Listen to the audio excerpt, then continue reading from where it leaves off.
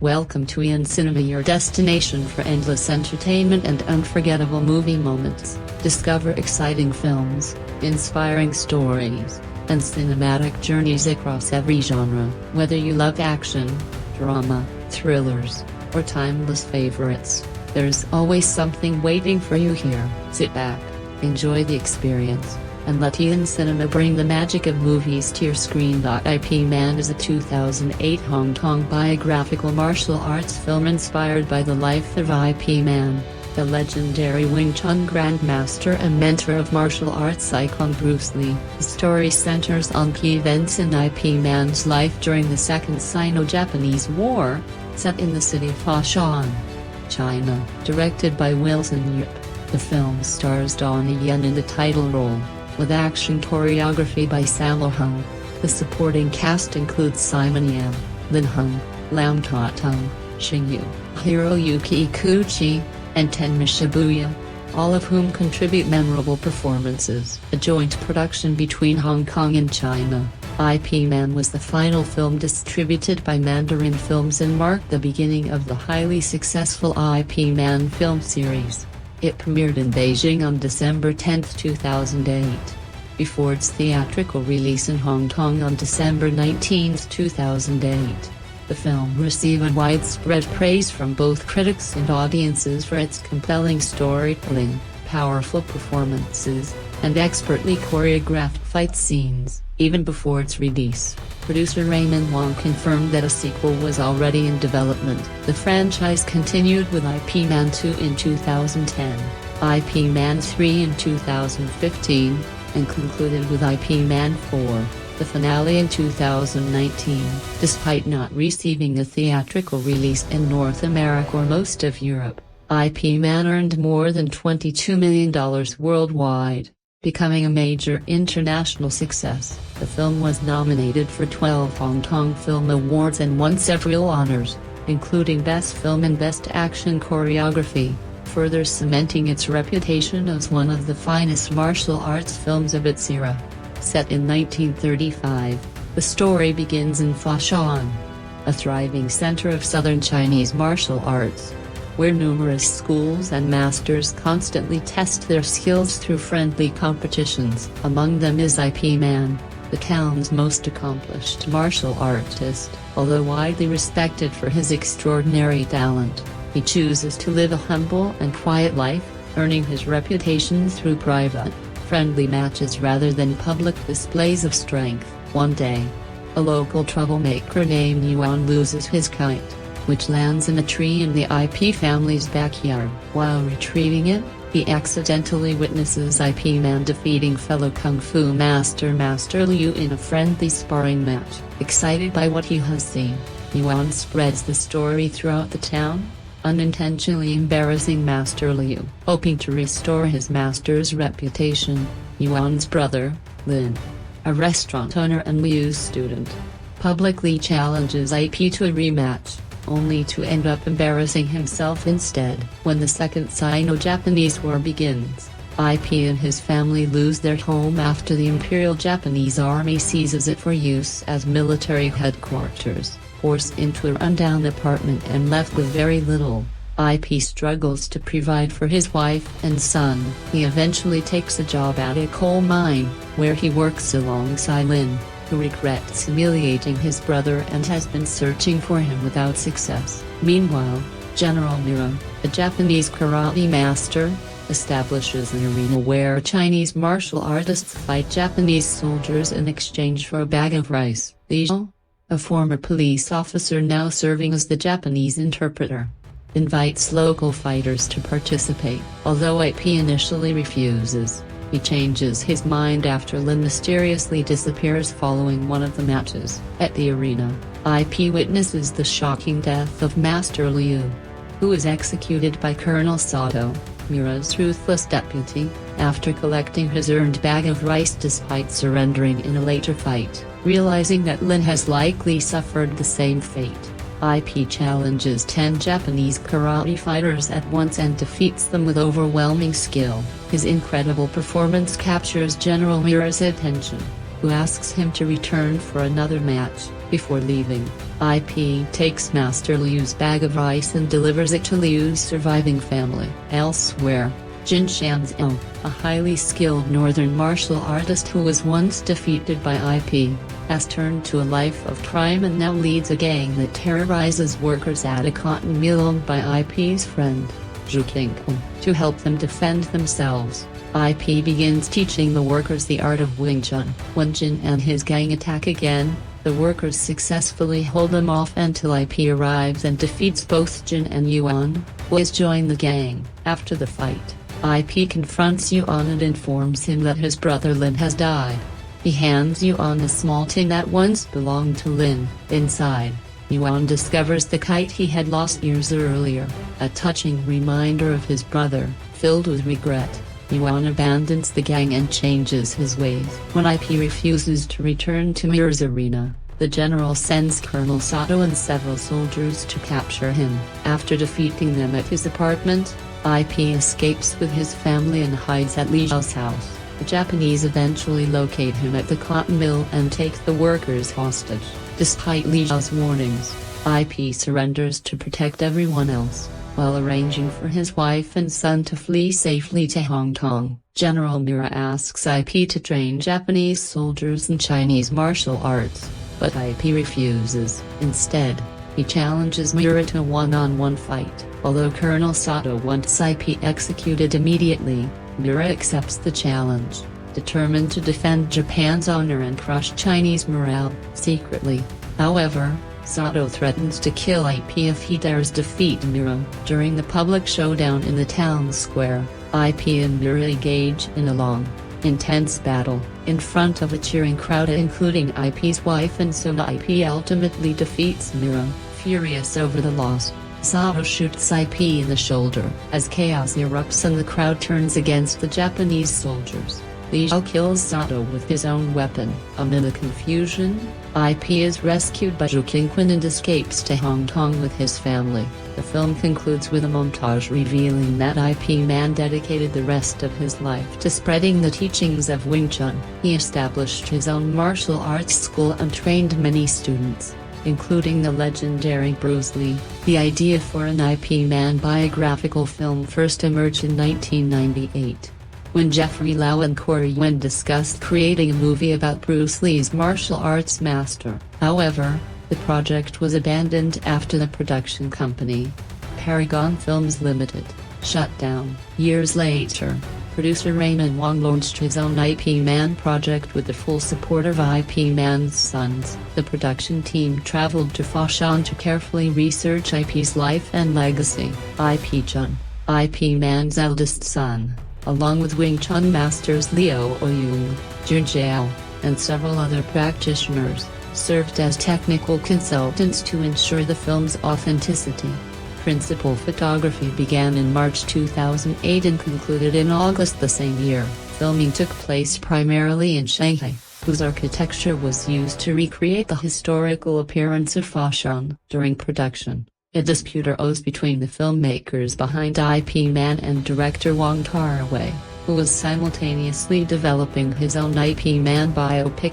The conflict centered on the working title Grandmaster IP Man, which Wong Kar-wai believed was too similar to the title of his own project, The Grandmaster. IP Man became the first feature film based on the life of the legendary Wing Chun Grandmaster. It also marked the fourth collaboration between director Wilson Yip and actor Donnie Yen, who reunited with co-star Simon Yam after their successful work on SPL.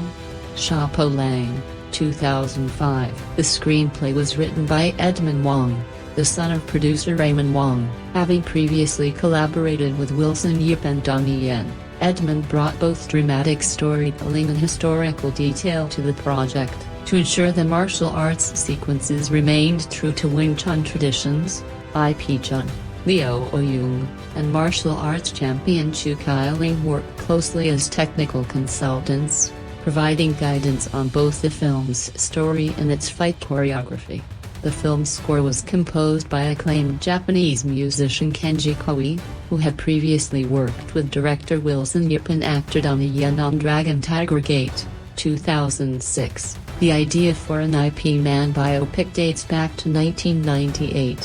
When Jeffrey Lau and Corey Yuen first envisioned bringing the legendary martial artist's life to the big screen, Donnie Yen signed on to play IP Man, while Steve Chow was reportedly considered for the role of Bruce Lee. Yen even signed a contract and received part of his payment. However, the production studio shut down before filming could begin, forcing the project to be abandoned. The project was revived in December 2007. When a new IP Man film was officially announced, the filmmakers conducted extensive research into IP Man's life in Foshan to ensure historical authenticity. Producer Raymond Wong explained that the film would have a visual style similar to SPL. Chapeau Lang, on February 26, 2008. A press conference was held in Foshan, confirming that Wilson Yip would direct the film and Donnie Yen would star as IP Man. Supporting cast members included Lin Hung, Lam Ta Tung, and Simon Yam, while martial arts legend Sammo Hung was appointed as the film's action choreographer. Casting director Jang Yeon-bin spent nearly 3 months searching for the right actors. The casting process continued into the early stages of principal photography, which began in March 2008, filming wrapped by the end of August 2008. Although the story is set primarily in Foshan during the 1930s and 1940s, the city's modern architecture no longer matched the historical period. As a result, most of the production was relocated to Shanghai, where the filmmakers found locations better suited to recreate pre-war China. One of the earliest filming locations was an abandoned warehouse in Shanghai's industrial district. Unable to find a suitable cotton mill, the production team built a complete 1930s-style cotton factory from scratch. Over several weeks, they transformed the empty warehouse into the Xinhua Cotton Mill, a key location in the film, owned by IP Man's friend Zhu Qingquan. Portrayed by Simon Yam, the mill is where IP Man famously begins teaching Wing Chun openly to the public during the Sino-Japanese War. Production designer Kenneth Mack blended traditional Chinese architecture with Western influences to reflect Foshan's unique cultural identity at the time. English-style lampposts, Western furniture, lighting fixtures, and tableware were carefully incorporated into the sets. While the buildings were intentionally aged and weathered to create an authentic period atmosphere, Mack also designed a distinctive glass house used in one of the film's memorable scenes. The martial arts sequences were choreographed by Sammo Hung, alongside veteran fight coordinator Tony Leung Se-hung. Hung had previously collaborated with Wilson Yip and Donnie Yen on SPL. Chapeau Lang and was chosen largely because of his extensive experience with Wing Chun, having worked on classics such as Warriors 2, 1978, and The Prodigal Son, 1982. When asked how he and Donnie Yen coordinated the action scenes, Sammo Hung humorously replied, "Matter-of-factly, with my mouth." Donnie Yen later described playing IP Man as the most emotionally and mentally demanding role of his career. To prepare, he spent months studying Wing Chun, researching IP Man's life through conversations with his 2 sons, and following a strict diet that limited him to just 1 meal a day. His goal was to portray IP Man not only as a skilled martial artist but also as an educated, refined, and compassionate gentleman while capturing the elegance and philosophy of Wing Chun. Yen became so immersed in the role that he often remained in character even after filming ended each day, continuing to wear his costume while adopting IP Man's voice, posture, and mannerisms during production. He narrowly avoided a serious injury when an actor accidentally struck him near his left eye with an axe during a fight sequence. He also worked with a massage therapist on set because a shoulder injury limited movement in his right arm. Japanese actor Hiroyuki Ikuchi, who holds a black belt in judo, admitted that working under Sammo Hung's demanding choreography was a major challenge. During one action scene, he suffered a mild concussion after taking 4 consecutive blows from veteran stunt coordinator Edward Koo. Despite the difficulties, Hung praised both Yen and Ikuchi for their dedication and performances, noting that Ikuchi delivered a convincing performance despite having no formal background in Chinese martial arts. The film's title also became the subject of controversy. Director Wong Kar-wai had long been developing his own Ip Man biographical film starring Tony Leung Chiu-wei, originally planned under the title The Grandmaster, because Raymond Wong initially wanted to call his film Grandmaster Ip Man. The similarity sparked a dispute between the two productions. To avoid further conflict, Raymond Wong publicly withdrew the title and explained, "We had always referred to our film simply as Ip Man, but our mainland investors believed he deserved to be recognized as a great master of his era, so we briefly changed the title out of respect. In the end, we decided to return to the simpler title." Wong Kar-wai's long-awaited film, The Grandmaster, was eventually released in China on January 8, 2013. Ip Man held its world premiere in Beijing, China, on December 10, 2008, just 2 days before its nationwide theatrical release. It opened in China on December 12, followed by releases in Malaysia, Singapore, and New Zealand on December 18, and Hong Kong on December 19, 2008. The film later reached audiences in the United Kingdom on October 2, 2009. In 2010, Mandarin Films sold the North American distribution rights to Go USA, helping introduce the film to a wider international audience. Before its official release, Ip Man was shown at a test screening in Beijing on December 4, 2008. Audience feedback was overwhelmingly positive, with survey responses praising the film's emotional storytelling, impressive martial arts choreography, and Donnie Yen's powerful performance as the legendary Wing Chun master. Donnie Yen's portrayal of Ip Man was widely praised and was frequently regarded as one of the finest performances of the year. His co-stars, Fancy Wong, Lam Ta-tung, and Lin Hung, also received strong praise for their performances. Overall, Ip Man earned highly positive reviews from both audiences and critics. Andrew O'Hare of Salon described Ip Man as a well-paced and thoroughly satisfying martial arts film, noting its strong Chinese nationalist themes and anti-Japanese sentiment. Derek Ellie of Variety praised Donnie Yen's performance, writing, "Yen, who's taking on real star charisma in middle age, is aces as Ip with a simple dignity that exactly mirrors the movie's own, and a gracefulness in combat that's very different from his trademark whiplash style." Malaysian film critic Lim Chang of the Malay Mail awarded the film 3 out of 4 stars, praising its balanced mix of spectacular martial arts action and engaging storytelling. He later ranked Ip Man as the 6th best film of 2008.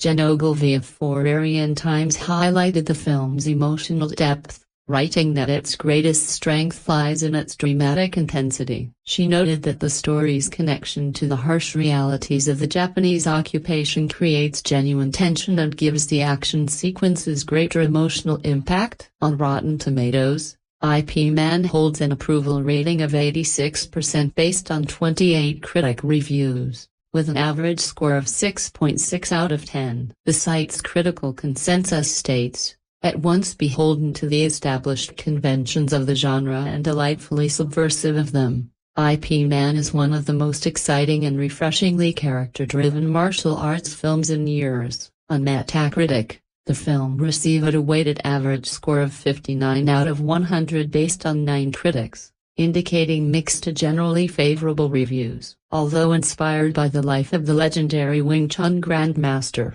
Ip Man was never intended to be a completely accurate biographical film. Instead, it draws inspiration from key moments in his life while fictionalizing many events to create a more compelling cinematic experience. Several major plot points, including Ip Man's duels with Japanese fighters and General Mira, as well as many of the hardships he faces during the Second Sino-Japanese War, were dramatized for storytelling purposes. Ip Man's eldest son, Ip Chun, commented that he would have preferred the film to be shot in Foshan, where his father lived, and noted that the mansion featured in the film was much grander than their actual family home. The film performed strongly at the Chinese box office. It earned approximately Yen 14.95 million during its opening weekend. In its second week, revenue surged by more than 86%, reaching roughly Yen 27.81 million while maintaining its position near the top of the box office. Although earnings gradually declined over the following weeks,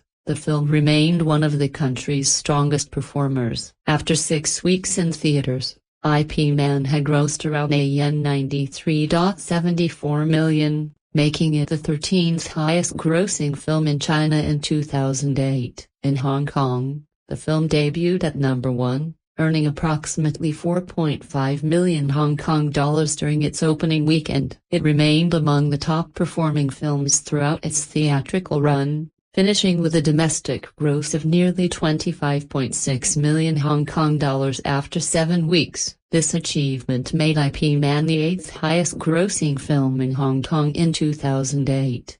Worldwide, the film earned more than $22 million despite not receiving a wide theatrical release in North America or much of Europe. Its impressive international success helped establish Ip Man as one of the most influential martial arts films of its era. Ip Man was released on DVD and Blu-ray on February 13, 2009, in both single-disc and two-disc special edition formats. The special edition included deleted scenes, a behind-the-scenes documentary, the theatrical trailer, interviews with director Wilson Yip and star Donnie Yen, and featurettes exploring both the life of Ip Man and the art of Wing Chun. The film later received its US DVD and Blu-ray release on July 27, 2010. A deluxe 3-disc collector's edition was also released in China, although it featured only Mandarin audio and did not include English subtitles. In the United Kingdom,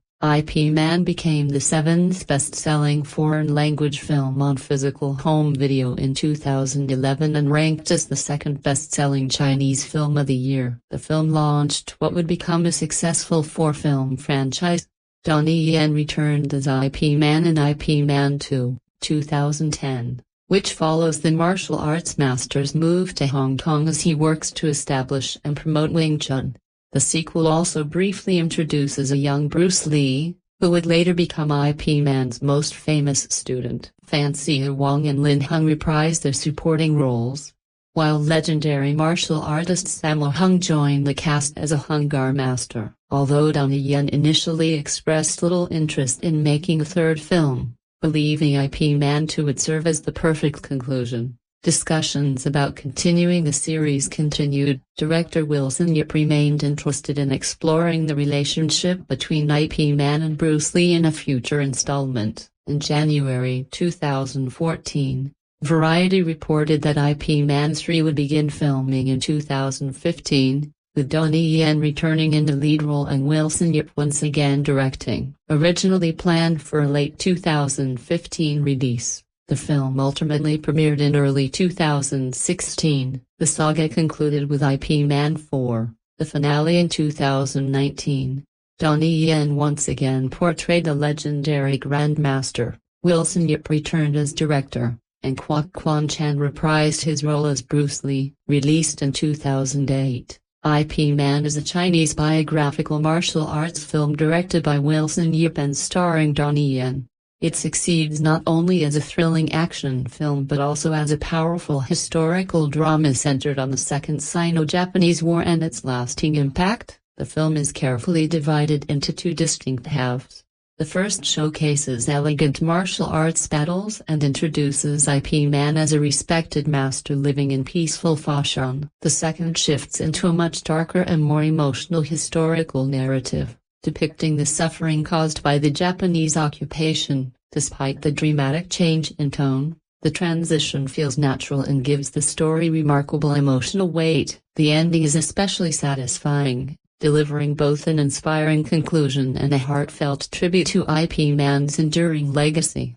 Of course, the martial arts sequences remain the film's greatest strength. Every fight is beautifully choreographed, blending speed, precision, and style into unforgettable action scenes. The camera work allows viewers to appreciate every movement without excessive cuts, making each battle feel authentic and immersive. Among the standout moments are IP Man's intense duel with General Mira, which combines emotional stakes with spectacular choreography, and his confrontation with Jin Shanzhou, a thrilling fight that balances excitement with moments of humor. Together, these sequences showcase why IP Man is considered one of the greatest modern martial arts films ever made. One of the film's greatest strengths is its balance of humor and emotion. While the story is primarily serious, it includes well-timed comedic moments that feel natural and genuinely entertaining. Although the character development isn't quite as deep as I had hoped, it remains engaging throughout the film. IP Man is unquestionably the heart of the story. At first, he appears calm, reserved, and almost one-dimensional, but as the film unfolds, his humanity shines through. His struggles to provide for his family reveal that, despite being an extraordinary martial artist, he is still an ordinary man facing real hardships. The conversations between IP Man and his wife about his inability to find work are heartfelt and realistic, making their relationship one of the film's emotional highlights. Their love, mutual respect, and unwavering support for each other add warmth and authenticity to the story. The supporting cast also delivers impressive performances. General Mira is a compelling antagonist, while Kam Shanchu provides plenty of memorable comic relief with his rough, larger-than-life personality. Visually, the film is strong, even if it doesn't fully reach the breathtaking standard I expected. Some of the scenery feels forgettable, and the cinematography occasionally relies too heavily on dark lighting. However, the action scenes are beautifully shot, with dynamic camera angles that enhance every fight. Director Wilson Yip does an excellent job bringing the story to life, and the performances are consistently strong, especially Donnie Yen's remarkable portrayal of IP Man. That said, the film isn't without flaws. The biggest issue lies in its structure. While it successfully blends martial arts action and emotional drama, the transition between these two tones can feel abrupt. The pacing occasionally becomes uneven, and the sudden shift from energetic action to heavy drama lacks the subtlety needed to create a smoother flow. The storyline is also fairly predictable. Although it's immensely satisfying to watch, it follows a familiar narrative path, and I found myself wishing for even deeper character exploration and greater emotional impact by the conclusion. When I was asked to review IP Man, I immediately accepted without hesitation. After watching the film multiple times over the past year, my admiration for it has only grown stronger. It had been a long time since I had become so emotionally invested in a film's characters while also being completely captivated by its breathtaking fight choreography. The action choreography, created by legendary Hong Kong martial arts filmmakers Sammo Hung and Tony Leung Sia Hung, is nothing short of spectacular. Every fight feels purposeful, intense, and beautifully executed.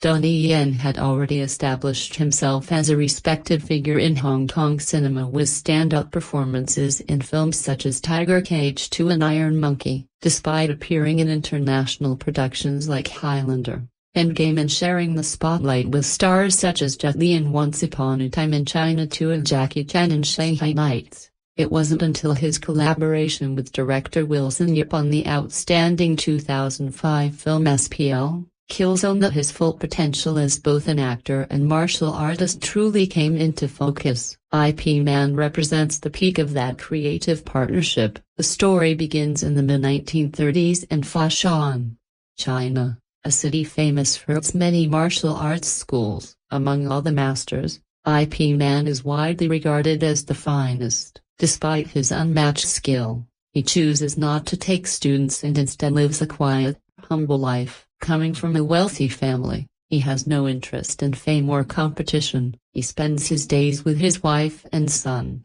occasionally engaging in friendly sparring matches with fellow martial artists. Everything changes when the Japanese invade Foshan. The occupation destroys the peaceful community, leaving IP Man and his family stripped of their wealth and forced to live in poverty. Struggling to survive, he eventually finds work in a coal mine with the help of a friend. Unbeknownst to him, General Miura organizes brutal martial arts matches in which Chinese workers fight Japanese soldiers for bags of rice to feed their starving families. When IP Man discovers that several of his friends have been murdered during these matches, his grief turns into righteous anger. Determined to defend both his fallen friends and the dignity of the Chinese people, he challenges overwhelming odds in one of the film's most unforgettable moments. What truly sets IP Man apart isn't just its spectacular action but its portrayal of the legendary martial artist himself. The film is only loosely based on real events,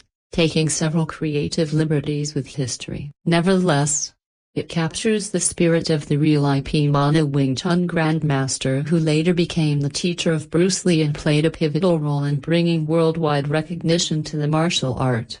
Donnie Yen's performance carries the entire film. During the first half, he portrays IP Man as humble, compassionate, and deeply devoted to both his family and his principles. Even after losing everything, he refuses to abandon his integrity. His generosity and resilience make it clear why those around him admire and respect him. The film's tone changes dramatically after the Japanese occupation. One of its defining moments comes when IP Man, devastated by the murder of his friend, demands to fight 10 Japanese martial artists at once. This sequence marks a turning point in both the story and the character. For the first time, viewers witness the depth of his anger and determination. The fight is relentless, emotional, and unforgettable, yet even in his rage, IP Man never loses control of his values. He channels his emotions through discipline, honor, and unwavering belief in justice. As a martial arts film, IP Man excels on every level. Every action sequence is expertly choreographed and serves the story rather than existing solely for spectacle. Beyond the action, the film features a well-developed cast of supporting characters, including talented newcomers like Lin Hung alongside experienced performers such as Simon Yam. With a runtime of just 107 minutes, the film maintains an excellent balance between storytelling and action, making it feel both engaging and tightly paced. In my opinion, IP Man stands as one of the finest martial arts films of the modern era and remains a benchmark for the genre. One of the defining qualities of any memorable protagonist is complexity, and IP Man embodies this perfectly. He doesn't simply battle external enemies, he also faces personal doubts, hardship, and emotional struggles. These internal conflicts make him relatable and allow viewers to connect with his motivations on a much deeper level. Rather than portraying him as an invincible hero, the film presents him as a compassionate, honorable, and resilient human being whose greatest strength lies not only in his martial arts skills but also in his character. The biographical form adds an extra challenge to creating a good protagonist. How do you balance a life-y story with the needs of dramatic conflict? When is the best period of time to illustrate the subject's depth? How much is too much reverence for a person? These are a few of the issues that dog director Wilson Yipsman as a piece of storytelling. Despite his relatively unknown status outside of the martial arts world, a grandmaster aka Man would in latter life have a huge influence on cinema and the mentor of one Bruce Lee who was a disciple of IP's Wing Chun style is the first semi-biographical film with a second in the production stages and a third currently in development. Man makes a big misstep by beginning the story at a point where IP is already fully trained as a martial artist and living prosperously with a wife and kid, while his origins remain unknown. Donnie Yen's performance as IP may be nuanced, but as a consequence of fan narrative decisions. We don't see Ike develop either as a fighter or a character. We only see him as the skilled master. Another strange choice he is to begin the story in 1935 with Ike forced into defending the honor of his province of Fosen against outside martial artists only to jump forward in the second act to 1938 in the midst of the Japanese army invasion of Fosen. While both plotlines are thematically linked and combined offer more fighting opportunities, a focus on one would have yielded a more coherent story and a developed antagonist for IP to face. This lack of coherence is exacerbated by a lazy and unsatisfactorily resolved subplot concerning IP being a neglectful of father and husband due to his dedication into martial arts and some pedestrian dialogue. In fairness, issues with the dialogue may be the result of bad translation. For example, how easily does "don't dilly-dally" translate from Mandarin?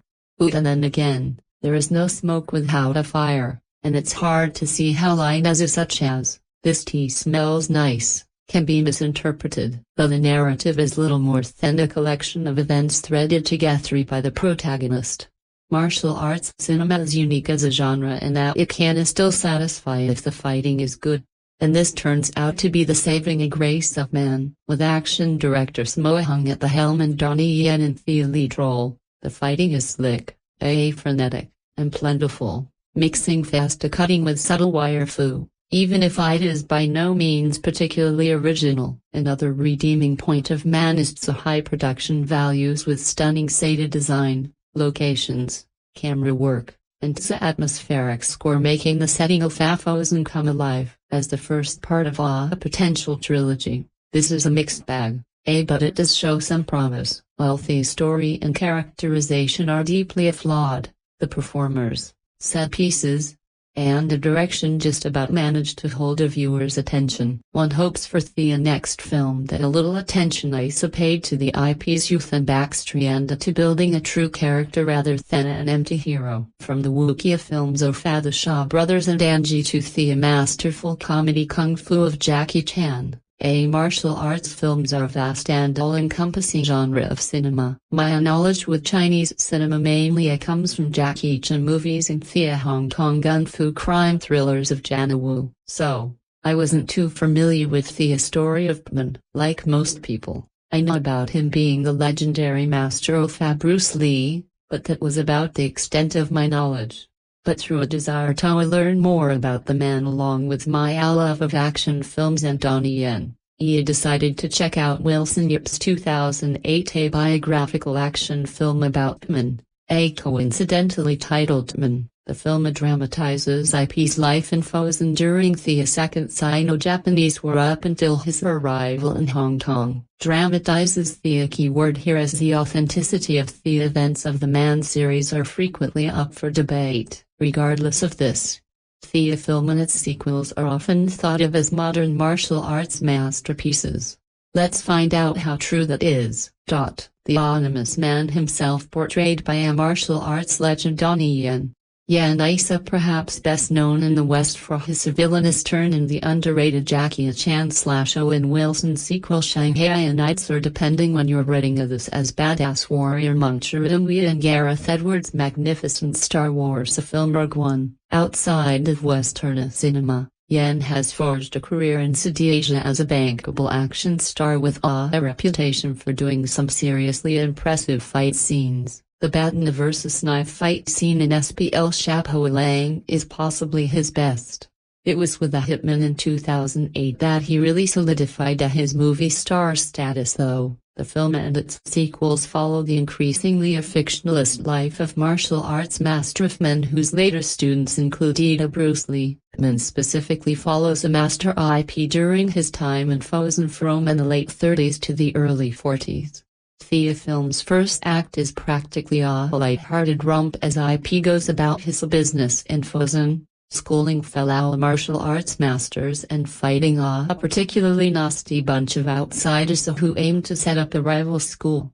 The tone shifts in Act 2, however, with the time skip to 1937 and the invasion of China by the Japanese. IP and his family lose their house and eventually IP resorts to working at the local coal mine. From the time skip, the film becomes less about the funny adventures of the local Wing Chun master and more about Men versus the Japanese invaders. The Japanese have a less than a stellar representation here, except perhaps for General Murihiroki Ikaki, who is shown as at least being more honorable than his violent and crazed subordinates. The story is good though and allows Yen to show his talent as a dramatic actor as well as an ass-kicking one. Speaking of ass-kicking, Man features multiple fight sequences that are consistently and never less than awesome. The best in Thea film and arguably of Yen's whole career is the showdown between IP and the 10A black belts. The fight choreography is brutal and brilliant, organized to a perfection by Kung Fu movie veteran Sammo Hung. The fights early on are light and playful, with IP consciously retraining himself. At this point, he doesn't want to do anyone any damage. Not even the violent northern men who aim to set up a rival school. But after the invasion, that all changes. If man tries to stay peaceful, taking up ordinary work where he can, but after seeing a shocking act of cruelty by the Japanese invaders, he lets loose, fighting 10 opponents and completely destroying them in the process. He snaps bones and breaks limbs and even sneaks in a few of Master Ipe's signature chain punches. A climatic one-on-one fight between IP and General Amour is awesome, too. It's hard not to get wrapped up in nationalism as the crowd chants IP's name, even if it is a bit extreme. The earlier fight scene against the outsider and before the invasion might be softer and more light-hearted than the post-invasion conflicts, but the choreography is still stunning. Performances in Man also deserve a mention. Martial arts films live and die by the action, not the actors' performances, but it's still worth noting how great they are. The aforementioned Donnie Yen is stunning as the titular IP, and Hiroyuki Ake's General Mira makes for a great and understated villain. The supporting cast excel too, particularly veteran Hong Kong actor Simon Yam as businessman and a close friend of IP, Quan, owner of the local cotton mill. Quan is pretty much IP's opposite, but the pair are friends, and Donnie Yen and Simon Yam really sell it. Special mention has to go Kaitan Lamba too, who plays the all-too-real watching man. You want to pretend to be IP in these situations. But let's be real, we'd all be late. Pre-invasion, he's an annoying cop who tries to do his best, but no only listens. Post-invasion, he works as a translator for the Japanese, a role that causes much hatred to be directed towards him from both sides. He gets beaten up by the Japanese and derided by IP, but a shot of his home life reveals that he's just trying to make do for him and his family. It's a wonderful performance by Kaitan Lam, and possibly the best scene of the film. The surge of movies concerning a Bruce Lee's teacher and ambassador of Wing Chun style to the world, which must have reached around 10 now if I am not a mistake, started with this one, which remains the best among them, maybe with the exception of the Grandmaster, which unfolds however in a completely different style. The story takes place in Fuzhou, a city in southeast China that was considered a center of martial arts, even including a street completely dedicated to it, where teachers are coaching their students on the road side by side. If man enjoys the appreciation of the other teachers in the city, will consider him the strongest fighter. Even though the occasional outsider who wants to test his abilities does appear. Chong Wing Sing, however, his wife is annoyed by all the fighting which occasionally happens inside the house, which frequently leads to tension between them. When a rather strong fighter Gina Shandal comes to Fuzhou to challenge other masters hoping to set up a school and climb out of poverty, even she aggressive for man to fight him, however, coerced by the northerners' vulgar ways. Despite the aforementioned, man lives an opulent life while keeping a low profile, something that changes completely after the Japanese invasion of 1937 since the situation for all Chinese people deteriorates radically, resulting in him having to work as a miner to feed his family and duel with Chinese and Japanese fighters to protect his friends. The combination of Sammo Hung as action choreographer and Donnie Yen as main performer has resulted in a number of action masterpieces, with the original man definitely being among them. The combination of rather intricate choreography with the uncanny speed and overall composure of Yen results in a number of utterly impressive scenes, with the multiple punches in particular being among the most memorable ever to appear on a martial arts film. Apart from the protagonist, Wilson Yip has also done an excellent job in the rest of the cast, with Louise Fanzu Wang in the role of China and Hiroyuki Koki in the role of the Japanese general who becomes the ultimate opponent, providing more than worthy villains. Chen Ziyi in the role of Master Lu, another Simon Yamasa businessman friend, and gorgeous Lena Hung as IP Man's wife round up an overall great cast. To get back to Thea action though, the many one-on-ones Yena has are all quite impressive, but Thea same applies to 3 additional ones when he fights against 10 Japanese fighters. In one of the few moments he loses his cool and becomes vengeful. A number of Japanese soldiers and along with the workers in a smile factory after the occupation, the Gangajin has come up with Okuwa cinematography finding its apogee in those it scenes. Chunk of Fei's editing is also excellent with him retaining an overall very fast pace which slows down on occasion. However, in order to allow for some moments of drama and some socio-political comments to emerge in the fashion, the role of Liu, a policeman who becomes an associate of the Japanese during the occupation seems like a direct accusation towards Thea Force. Although Yip does not allow him to become truly despicable, the Samia does not apply to Colonel Sato, a true sadistic but also weak Japanese officer and whose face the opinion of the Chinese for the Japanese forces seems to be mirrored completely. That some of the Chinese choose despicable paths while the others focus on hard work is another comment this time pointed inwards. In the 1930s, wealthy landowner man Donnie Yen is one of the most talented martial artists in the Chinese city of Fuzhen. Although unlike his contemporaries, he shies from the spotlight and does know to run his own Wing Chun school. When China is invaded by the Japanese, a brutal general named Mira Hiroyuki Ikuka targets the man for the ultimate martial arts challenge. I recently reviewed Wang Gakaraway's The Grandmaster, a languid and visually stunning biographical picture about Kung Fu Master Pman. While that film took some 5 years of delays in production was to go from a screenplay to screen, Wilson Yip's a faster, less ambitious take on Nipe enjoyed a much smoother process. Released in December 2008. It became not only a massive hit in its own right, but a Kickstarter for an entire wave of Fatman pictures, including 2 direct sequels.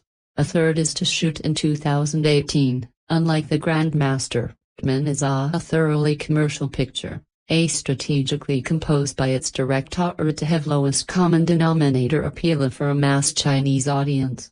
Like many Chinese language features of the past decade, it is an aggressively nationalistic film to the point of propaganda.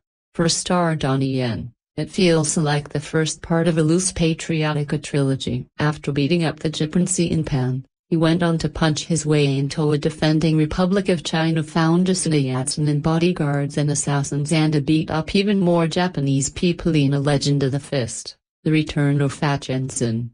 There is something very slightly distasteful about overly nationalistic action films. They have a tendency to border onto and sometimes straight up dive into racist portrayals of whatever rival nation is opposing theory protagonists. To an extent, Pman does feel a little like a Chinese Rambo sequel. That in mind, there is still plenty of entertainment value in Pman. First and foremost, it stars the jaw-droppingly charismatic Donnie Yen, arguably the best of Hong Kong's melee action stars. He is effortlessly charming, looks great on screen, and balances his enormous martial arts prowess with genuine acting skills. He presents a much warmer man than Tanya Long's takeover in The Grandmaster, and it suits the relatively simple and direct narrative that Yip has chosen to tell. Yen's performance is even more impressive when you learn that prior to making the film, he did not know Wing Chun Kung Fu. He learned it specifically for the movie. His co-star Hiroyuki Ikuki is a black belt in judo, and between the two of them, their fight scenes bring a lot of authenticity. The action sequences are thrilling, showcasing the prowess of the various martial artists while engaging in a pleasing amount of stunt and wire work. Victims don't simply get kicked over, they go flying across the room with the sort of kinetic energy that martial arts movie fans adore. While the climactic one-on-one duel is hugely impressive, it is actually a mid-film face-off between Pman and 10 judo champions that really stands out. Pman is a simple action film with one eye on the pro-Chinese propaganda. But within that framework, it is a wonderfully entertaining movie. The performances are strong, including a Hong Kong cinema mainstay Simon Yam. The martial arts is stunning, and it all moves along at an efficient pace. Some people like to divide feature films into two categories: films and movies. Films are the serious artistic works, oftentimes concerned with exploring social issues or the human condition, sometimes pushing the language of film into new directions. Movies are just filmy stories intended purely to entertain an audience and nothing beyond. Personally, I feel there's a much more nuanced continuum to cinema. But if you're looking to try one of Hong Kong's numerous adaptations, consider The Grandmaster to be the film. Ip is the movie. My review of Ip may be slightly biased due to a couple of factors. One being that many years ago I was fortunate enough to meet and train with Donnie Yen, finding him a very charismatic and charming man contrary to a lot of beliefs. Also, I had the great honor of being part of a seminar that the great Wing Chun, IP Man's eldest son and advisor on this film, gave several years back when I was training in Wing Chun. So, as you can see, this film holds a great sentimental value. I've tried to remain as neutral as possible when reviewing it. Let me start by giving you the background. This biopic, which centers around Ip Man, who was one of the earliest Wing Chun martial arts exponents, sees Donnie Yen play the lead as a man of wealth and dignity, who is respected by the town of Fafosen. Within the town's core lies various schools of martial arts. But every India within the town knows that the true master is man who practices his style every day to perfect his technique. The real bulk of the story gets set in the outbreak of the Sino-Japanese War, where General Hiroyuki Ikaki takes over not only the town but also sets up his headquarters in IP Man's grand house and reduces the master and his family to a life of near poverty. We then see how a man who prided himself on his privacy has to put his skills to good use to help Fosen and its people restore their pride and rid the area of the evils of the Japanese. What we have here is a film that gives Donnie Yen a chance to act. Yes, I might be stretching things a little, but I think he can and does act, and it's a very restrained performance that I believe he gets about right.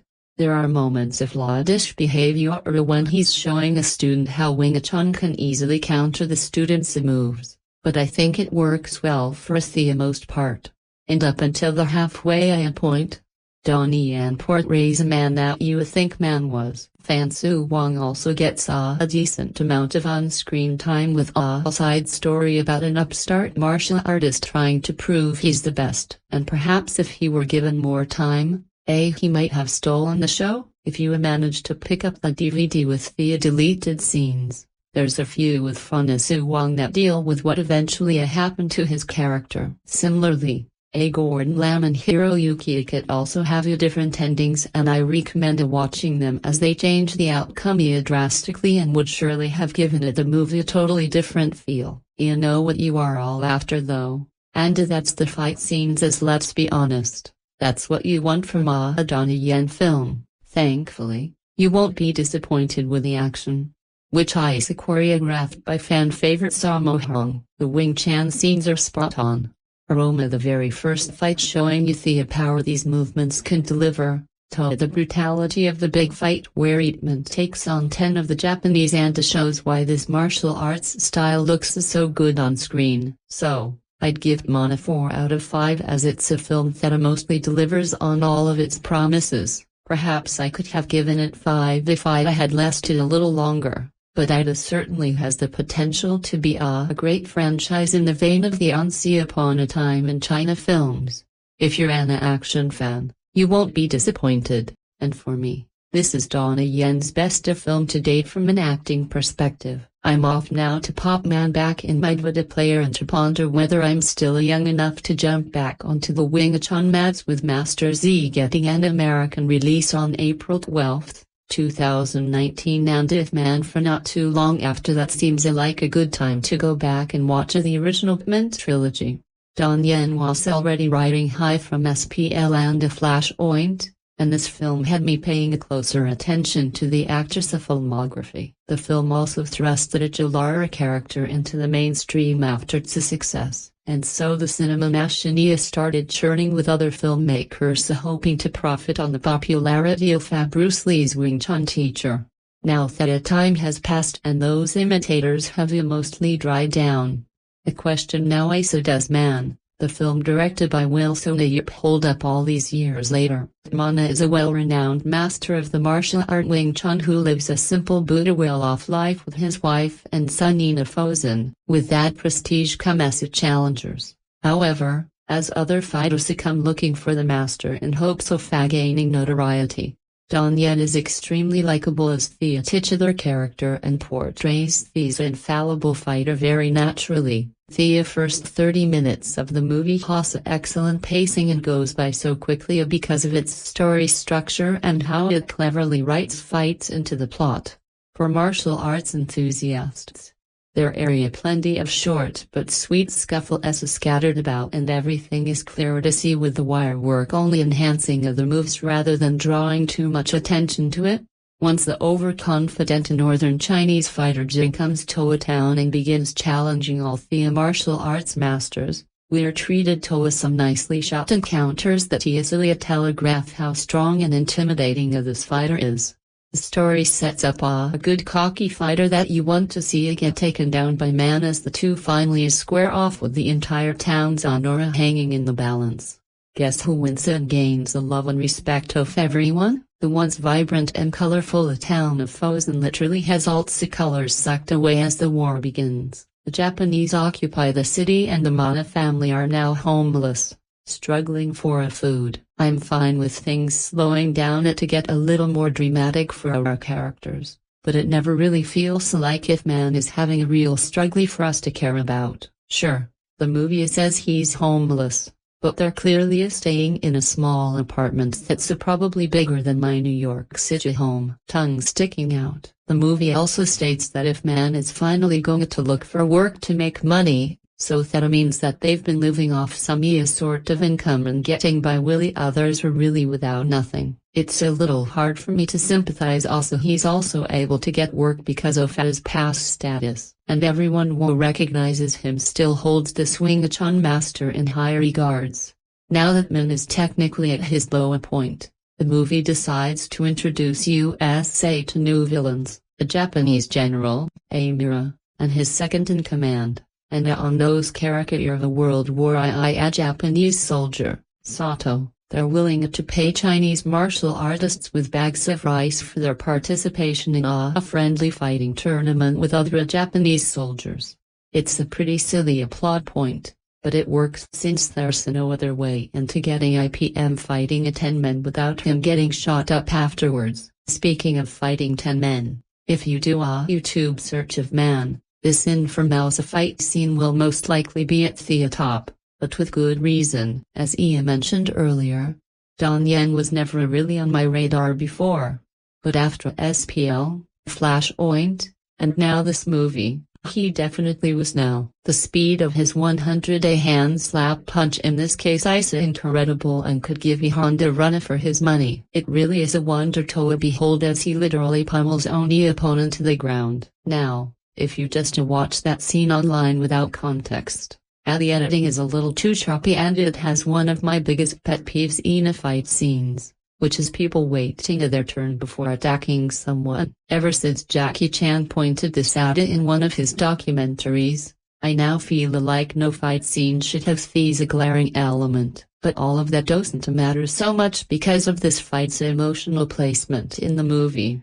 Prior to this, we see some minor characters who we met earlier in the film being killed during this tournament, and one of them is suddenly shot by the trigger-happy second-in-command because the movie actually did a good job with making us like these small characters beforehand. We're once again rallying behind it Man because he's the only person with the skills to stand up to the Japanese, despite my criticisms with certain aspects of this fight.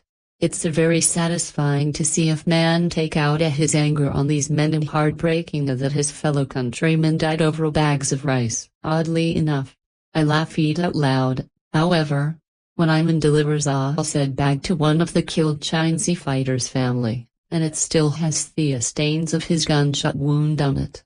If man can take out a room of men with ease, but doesn't know how to read a room full of grieving loved ones. Oh, and by the way, we're also still dealing with the antagonist from the first half, Jin, who's terrorizing a local cotton mill and demanding ransom after stealing their goods. I feel like this third storyline should have been dropped completely and let us focus more on the struggles with the Japanese army. I guess we wouldn't haven't gotten the rolling scene of man teaching an entire factory line the art of Wing Chun though. I understand they were trying to turn him into the hero of the people, but in the end he still needs to come in and save everyone from the bandits anyway.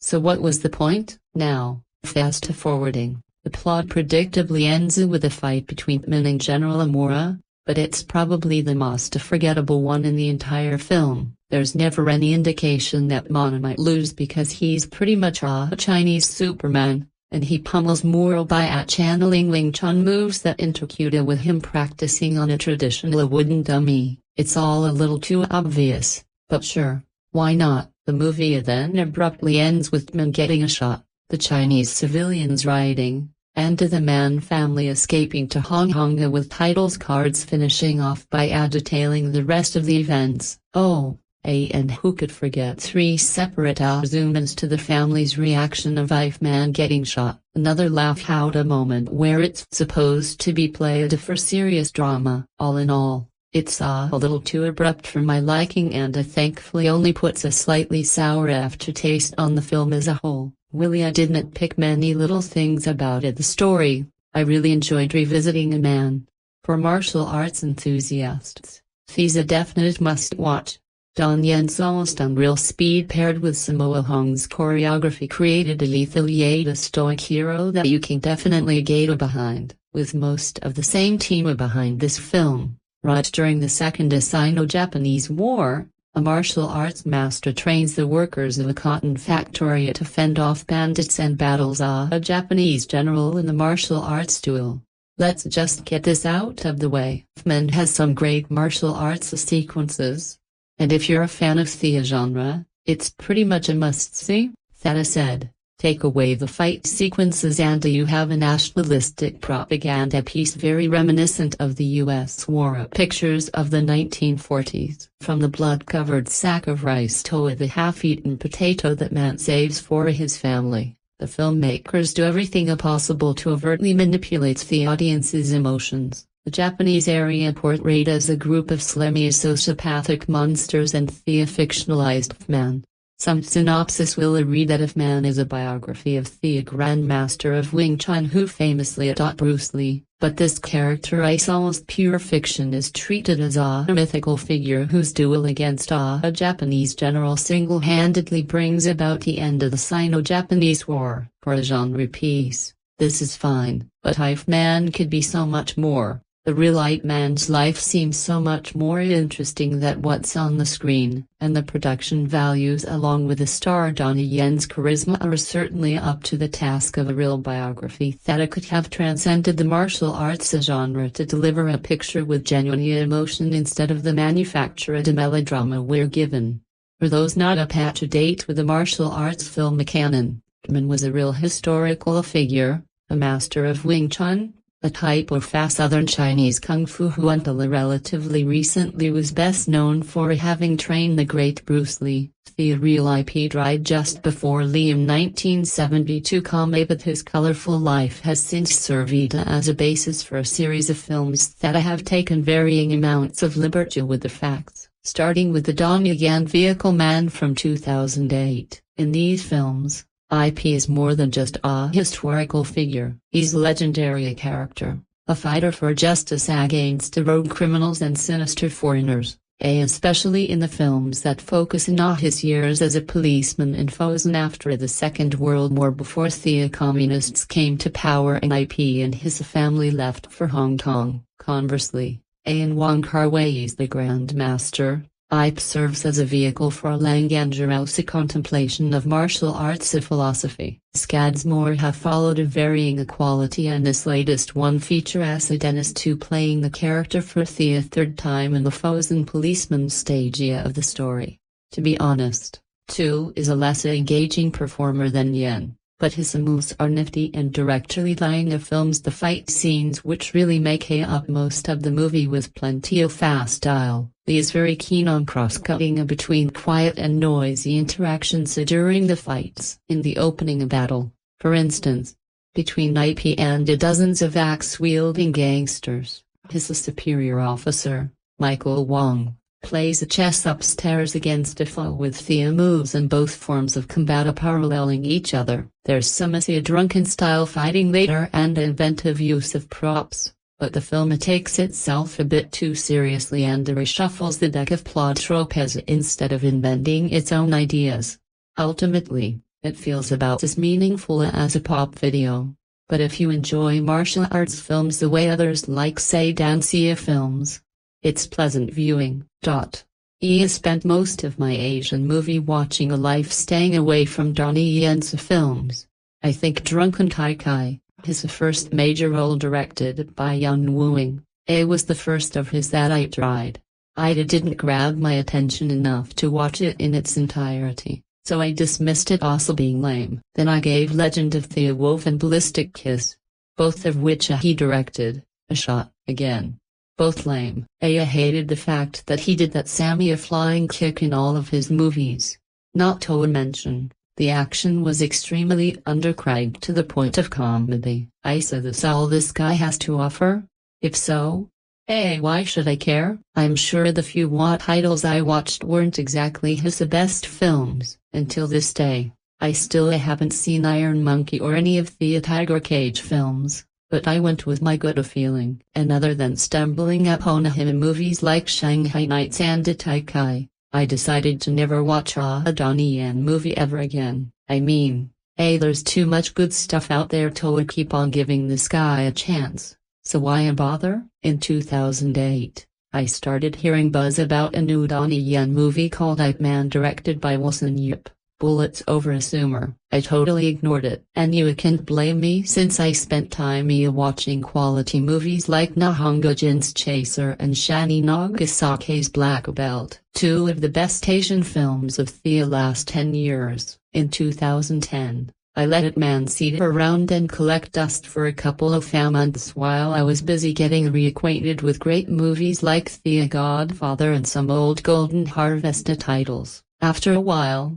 I decided I would give it a try since I was ready to watch something new. In 2010, after getting re-obsessed with the Godfather films and some old Golden Harvest titles, I felt like it would be a nice change of pace to watch something semi-new. So, I decided on Ip Man. After all, I had a copy sitting around for a couple of months. It wasn't an easy decision because in my mind, I was thinking, another Donnie Yen piece of crap that's probably overrated since I'm the only guy that has taste these days. It also didn't help that Hong Kong wasn't exactly pumping out quality features. More importantly, I wasn't ready for another movie filled with hype since everybody loved getting it up the ass by James Cameron and his mega overrated Avatar. Seriously, people are still questioning your existence since most of you liked the Karate Kid remake. Well, I'm 2 years late, but for what it's worth, Ip Man is incredible. It's definitely one of the best films, martial arts, or not, of the last 10 years. Everything about it is epic. The sets, the acting, the cinematography, the story, the pacing, and even the cutie who plays his wife, Sandailing.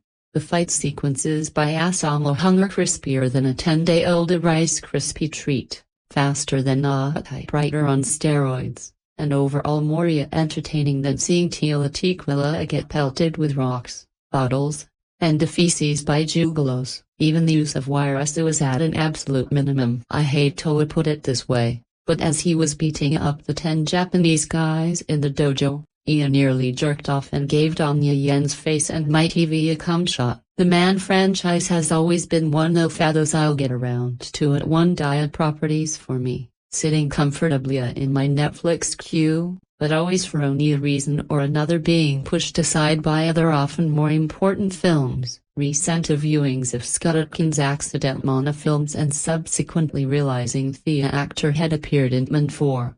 The finale triggered something in the back of my mind, a latent resolve to actually get off my backside and finally watch these highly regarded and quite obviously lovingly made martial arts films. Regarded as a legend in martial arts, Ip was a real-life martial artist and grandmaster of the Wing Chun martial art in the early 20th century, renowned also as a teacher of students in his philosophy, most notable of which was Bruce Lee himself before his passing in 1972. The man's status is culturally significant in his home state of Hong Kong in the broader Asian martial arts community, and a number of films about his life or as a side character in films about martial arts have been made over the years. Few have had the impact of Donnie Yen's broadly fantastical Life Man series, of which there are 4 films today, beginning with this one directed by Wilson Yip in 2008. In Foshan City in the south of China, a large number of schools involving martial arts training have sprung up.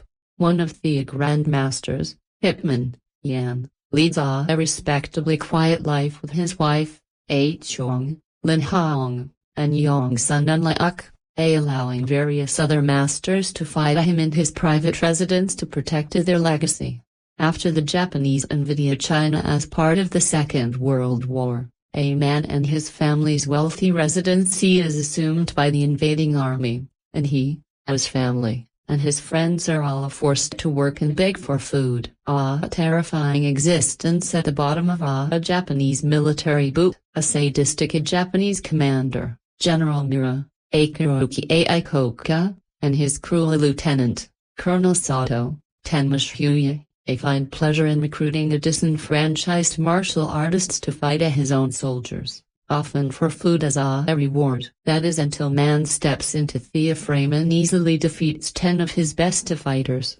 As life in Fosen becomes more intolerable at the hands of a renegade band of brigands led by Jin Fansuwang, and the lives of his family become the target of Japanese aggression, Mana must take up the order to one on only a fight with Mura for the soul and pride of his nation. On the one hand, Ip Man is a dead-set generic martial arts film filled with spectacularly choreographed fight sequences, some luscious period production design, and a load of grunting, grimacing Asian men belting the living out of each other. On the other hand, Ip Man is a surprisingly moving wartime drama, overcoming a litany of tropes and storytelling tricks to feel somewhat authentic, even in the face of the film's obviously rosy-colored gaze at its subject matter. Watching Donnie Yen kick a Japanese ass with such jaw-dropping charisma and screen presence is an absolute joy. Although part of me wishes the underlying story or characters had been a bit stronger, and it makes for a fascinating and rip-roaring action film in every sense.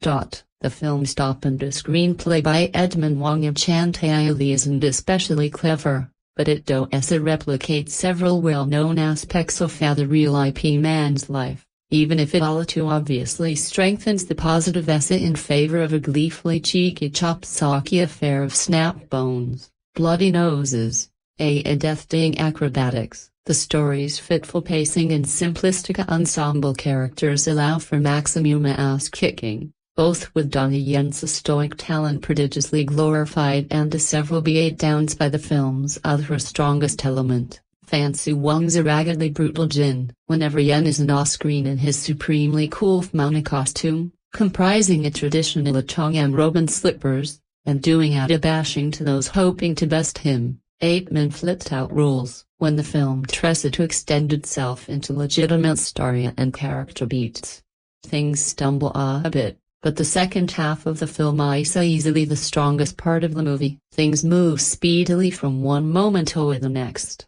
which doesn't allow enough time to really dwell on either the situation, war-torn China, and theosophical themes of 1940s life are to that point are the characters exactly why IP Man's wife is annoyed with him doing martial arts in the first act and then kind of gives up on that subplot by the second act. It isn't explained to my satisfaction, which makes for an unbalanced sense of narrative urgency at times. I forgive the film that however because when Donnie Yen does unleash in all the various thugs, combatants and henchmen around him, he absolutely annihilates any pretense of weakness or his stature. The action sequences, almost all of which are brutal, bruising fight scenes are jaw-dropping and accompanied by the requisite thunderous audio mix of punches, slaps, whacks, and the sound of crunching bones, alternating between playfully silly and rage-fueled bloodthirstiness.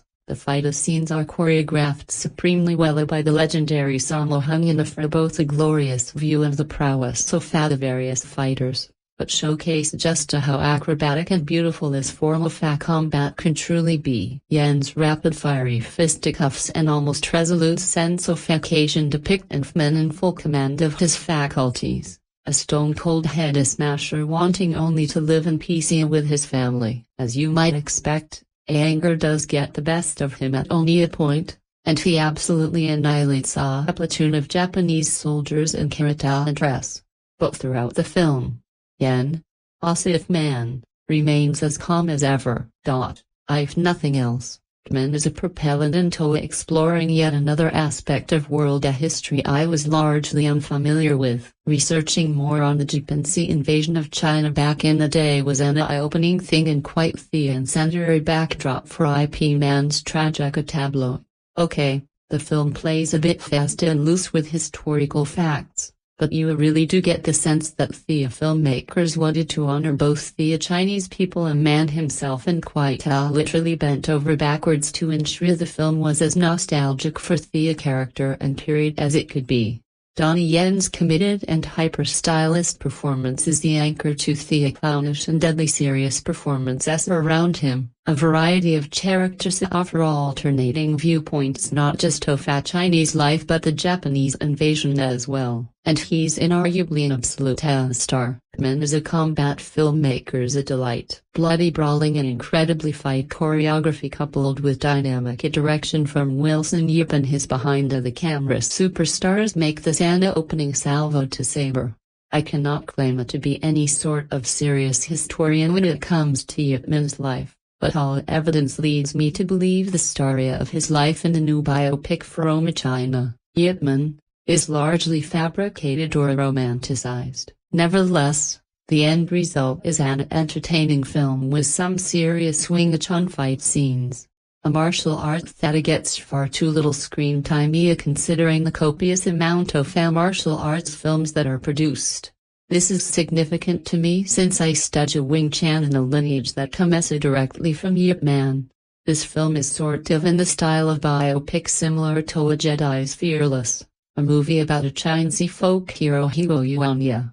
I think it is more important for a film like this to be entertaining than it is for it to be historically accurate, and if Man does succeed in this regard. My main point of criticism particularly in regards to Man is how events are twisted in a way to rally national pride in China. It always reminds me of a sort of Mel Gibson type of thing to do and puts me off a little. If Man is not as obnoxious in this regard as Zhang Yimou's Hero or Curse of the Golden Flower. However, those movies seem to have a message of obedience, trust your ruler even though they do terrible to you sometimes. In the end, they know what's best for you. In the case of Man, the title character is plunged into the middle of the Japanese conflicts of World War II. Probably playing a much larger role than he did in real life. And they show him as a sort of folk hero along the line as if Yuji or Wang Feng share this. I stopped by briefly at the Vincent Museum in Dayton. I met with Sia Benyamang and he turned me around. Nevertheless, the film flows well. All of these elements make enough dramatic tension between the excellent combat sequences to keep the movie engaging. Some of the plot twists are extremely predictable, which doesn't interfere too much. This is a martial arts movie after all. There is probably a bit too much dramatic tension, particularly towards the end of the film, with epic music pushing the mood of the movie along with the various camera effects. Besides, turning Ip Man into a legendary folk hero does make for an interesting dramatic character. I couldn't complain about Donnie Yen's overall performance. His acting job was good enough to be convincing. His martial arts performance was visually striking. The choreographer, who I understand to be Sammo Hung, did a great job making Ip Man seem like an untouchable badass. In a lot of recent movies, particularly in Jet Li films, a lot of the martial arts sequences show big, long, epic combat scenes where the hero narrowly overcomes and triumphs. In this movie, Donnie Yen gets to simply brutalize his opponents. I mean, he seriously comes out with the unrealistic chain punches. This is noted done without being poignant, but they definitely make a point of showing Ip Man as being somewhat untouchable and peerless. It seemed more Clint Eastwood than Jet Li, which it kind of works. Share this. Although some people like to argue about this, you can really learn martial arts from a book. At least you cannot in any exclusive. My other concern was whether this would be a sort of Bruce exploitation film, since among Ip Man's other notable accomplishments, he was the teacher of Bruce Lee. It would seem natural to want to capitalize on this given Lee's popularity. Fortunately, there wasn't too much Bruce Lee exploitation going on, but it did seem there was a bit. There is one combat scene where Ip Man is facing off 10 Japanese karate guys. The sequence is filmed in a very strikingly similar way to a famous scene in Fist of Fury, where Lee dispatches a whole dojo of Japanese karate students after they dishonored Lee's kung fu school. There is also a combat sequence in a factory that is strikingly similar to a scene in The Big Boss where Lee fights in a nice factory protecting the workers. However, my guess is that these are nods of respect or tribute rather than exploitation, so seem harmless.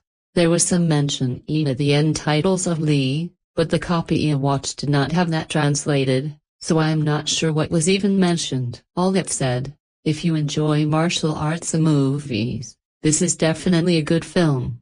I have my share of complaints, particularly in the department of historical accuracy. However, the overall production is top-notch, and martial arts performances are a nice change of pace. I'd recommend giving it a look if you are any sort of fan of martial arts movies. It's time to review one of my favorite fighting movies. This one is a very good one. Luckily, it has two parts. Later on, I will review the second part, and the evaluation of IMDb itself is a sufficient recommendation to watch movies, especially those that little the same want martial arts films. Excellent shot with dramatic events, very good combat scenes, as I read in a wiki.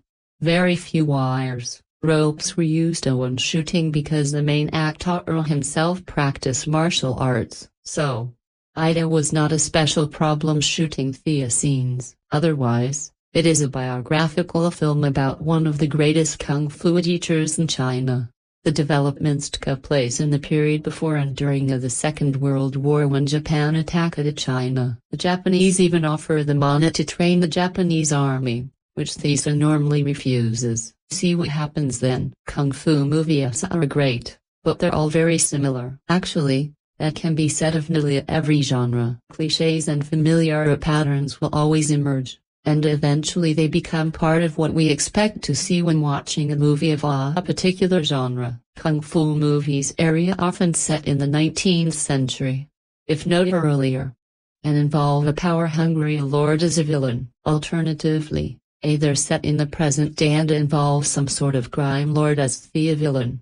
The hero defends the people against the villain, and what makes the movie good or stand out from the rest of kung fu films is the performance by the actors or anything additional to the kung fu formula. Additions often include humor, drama, or romance, but mostly what fans of martial arts film really want to see is the action choreography. While Jackie Chan has made his career by combining death-dealing stunts, impressive fight scenes, and humor, They've become staples of the kind of movies Chan stars in. When he did some of his more serious movies, such as Crime Story or Gorgeous, they instantly stand out because Thea don't use his regular bag of tricks. This particular movie, starring the Donnie Yen, uses historical, specifically a wartime drama along with biographical elements to add something extra to the story. The movie takes place in and around the town of Fosen and focuses on the life of legendary Wing Chun master Yip Man. The movie's title uses an author-known spelling. Yip Man. Fosen is a town known and celebrated for its martial arts schools, and in Thesa town, no master is better known or more respected than Ip Man. Despite being the Grandmaster of Fosen, Ip Man's wealth allows him not to have to take on new students. Instead, he recommends that people seek out law at one of the many other schools. The movie, along with the Yen's understated performance, informs the viewer that he does this out of respect for the other masters. He doesn't want to take away from their livelihoods. Still, Ip Man is very busy and seldom has the time to relax with his family. Once the movie has set up the day-to-day reality of Fosen, including early action sequences in which a ruffian comes to a town determined to take on the master of martial arts to show off his own skills in the hopes of opening a school. The wartime drama kicks in. The Japanese invade China. It's the Sino-Japanese War in the once prosperous town of Fosen is under enemy rule. Man and his family now live in poverty and he's forced to take on employment at a coal mine. Not making enough money at the mine, Ip Man agrees to fight Japanese martial artists to win rice. The Japanese general is a martial arts enthusiast, and knowing the reputation of Faustia, he offers a bag of rice to any local who can beat one of his Japanese students in a fight. It's a very difficult time for the Chinese, who through perseverance, national pride, and a duty to protect his family, Man is able to maintain focus and survive via the war. The story can get pretty bleak, especially when Ip Man's fame as a martial arts master threatens to put his family in harm's way. It's interesting to see Ip Man's progression from pre-war to wartime. Before the war, he's calm, composed, and there is hint of youthful glee in his eye when discussing Wing Chun. Later, when fighting the Japanese martial artists, he's angered by the cruelty they display towards his fellow countrymen. He reciprocates by challenging all of the general's fighters, and the result is a brutal and a somewhat frightening show of force from Ip, who so far has been characterized by his strong spirit, respectful nature, and calm demeanor. The fight is an excessive show of brutality after which many of the Japanese men are undoubtedly crippled for life.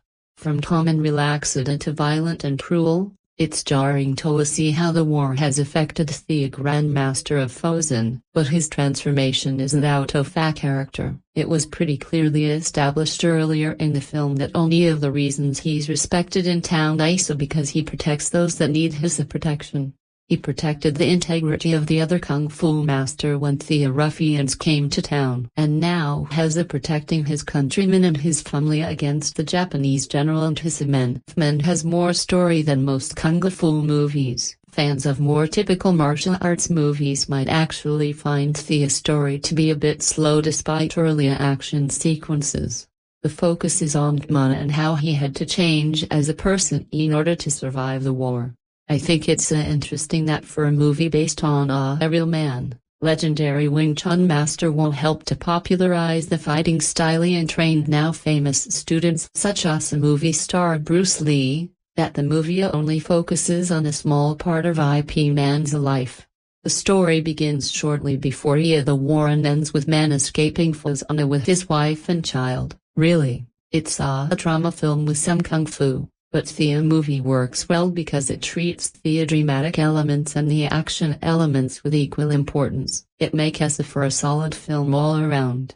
There are also a couple side stories that help to round out the story of Fosen and its residents. The real highlight of the movie though is Donnie Yen as an actor and as a martial artist. His understated performance early on and his surprising brutality later on perfectly demonstrate the internal and external struggles of the man. You'd be hard-pressed to find a kung fu movie that so effectively juggles as much as Man does. It's a modern classic of the genre. Man is a rare breed of kung fu film. It is the type of film that could easily cross over into mainstream popularity, excellently introducing new viewers to the world of Hong Kong cinema through its stellar fights, performances, and high production values. Winner of the Hong Kong Film Award for Best Film, Ip Man successfully takes the style of early 90s Hong Kong movies into the 21st century by featuring little to no computer enhancement. Instead,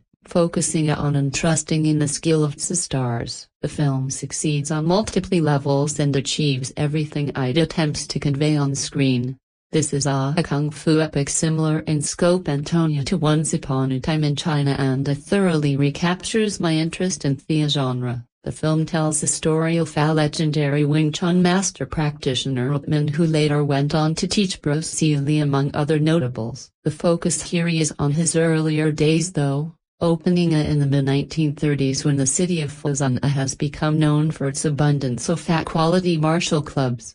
The townspeople regard as the top master, but he refuses to have a school of his own. One day, the dapper master Lu Chenhui comes to challenge him to a private duel. The moment of truth is now. The first fight is on. Will it disappoint? Not in the slightest. Donnie Yen's Wing Chun is flawless and displays an effortless fury of will that easily bests the lesser master Lu. The fight is one of my favorites in the film and is incredibly well shot and choreographed. I was worried that if Man might focus too much on the drama and not be as much of a fight film as I wanted, but the film completely succeeds on both levels. The fights are numerous and are all excellently performed and staged. The Man himself, Sammo Hung, choreographed the fights, so I suppose I should not be surprised at how amazing they are. Donnie Yen proves why he rose to the top of the Hong Kong heap, as his martial arts have only gotten better in the years I have been away from his films. The other fighters are all equally capable as well and proved to be a good match for him. Hiroyuki Akuki is quite good as the main villain, and I especially enjoyed watching Fan Su Wong's fight through the Fuzhou Martial Club masters. Has come a long way from story of Ricky. After this lovely rousing opening, things turn sour for the Chinese as the Japanese invade and take over the country in the Second Sino-Japanese War. The film takes a turn towards the dramatic, but it's never boring or unwelcome due to the really well put together opening. The viewer is invested in these characters, so the drama works well, conveying deep emotions and the trials of the characters. You can't help but get sad when these lovable characters get thrust into such a bad situation, persecuted for no apparent reason. At this point, it becomes clear that the Japanese are the villains of the movie. This struggle against the Japanese serves as something of message to Chinese audiences to be prideful and to defend their country against foreign invaders who do not respect Chinese culture. I have no idea how accurate this story is, but it seems to be pretty one-sided and exaggerated in spots, so I'm willing to bet that it's a fictionalized movie version. While I'd love to believe that China is truly like the China portrayed in martial arts films, logic steps in and I have a hard time completely buying into that fantasy. Regardless, the movie is incredibly well done and probably one of the best written kung fu pictures of all the time. The acting across the board is excellent, with Donnie Yen providing a cool, collective man that shows power and compassion. If you're any kind of Donnie Yen fan, you owe it to yourself to check out what is easily the best acting performance I've seen from him. The rest of the cast stands up to the bar set by Yen, and they are all a big reason why this movie succeeds so well. I can't notice enough good things about the film. It is truly a new classic to be added to the Kung Fu Hall of Fame. It completely blew me away. It works as a fight film and a serious dramatic work, something many martial arts films aspire to, but very few can achieve. I didn't think it was possible, but if Man is everything you hope it to be, and give us Iron Monkey a serious run for its money as my favorite Donnie Yen film. If you never had the pleasure of a true Hong Kong martial arts picture, this would be a great recent place to dip your feet. You would be in for a real treat with IPM. Donnie Yen takes on his meatiest role yet. He's played the central hero before in Iron Monkey and in the miniseries of A Fist of Fury, for example. But they've all been a bit over-the-top period where takes on the unstoppable leather-jacketed Donnie we know from most of his films. The title character of this film, however, is a quiet young kung fu master of 1930s. Fuzan, born into privilege and not a willing participant in the constant rivalry between martial arts schools in the area. So, Donnie Yen has to display a bit more range in this film than we're used to. Far more than in his recent neon-tinged collaborations with the director Wilson Yip, and he does a workmanlike job. His man is a dignified, confident character. Thoroughly deserving of the sly little complaint Fan Su Wong's character makes before he meets him in the film. I thought you were a Wong Fai Hung in this town? The film quickly establishes Min as the preeminent martial artist in a city of kung fu practitioners, but also as a fairly retiring character. He lives with his wife and young son in a mansion a little out of town and has no desire to run a martial arts school or take his students. His quiet lifestyle, however, is soon challenged first by the arrival of a brutally strong northern martial artist played by Fan Su Wong and then by the Japanese occupation. There's a lot to like about it, as Via said. It pushes Donnie Yen to act more than he's had to for a while. And he does a great job. It's got Fan Su Wong, who we haven't seen in a real martial arts film in ages, and it's got great choreography from Sammo Hong and Tonga Lung Su Hong. Sammo has a bit of a historia of handling the action in great Wing Chun films, see, The Prodigal Son, Warriors 2, and this continues his track record of crisp, inventive action sequences. It's nice to see the emphasis on Wing Chun here, too. This isn't the wire fu you remember from the 90s, nor the kickboxing and mixed martial arts approach we've seen from Donnie Yen in the past. It is a solid addition to the brace of Chinese historical, folk hero films that used to grace the box office much more often than they do now. My expectations from Donnie Yen on the dramatic front have been raised significantly, and I look forward to seeing the sequel apparently planned thanks to this film's success, which will have him training the young Bruce Lee, IP Man's most famous legacy. Manisa adapted from the life story of Man, the grandmaster of the Wing Chun style of Kung Fu and a master of legendary Kung Fu superstar Bruce Lee.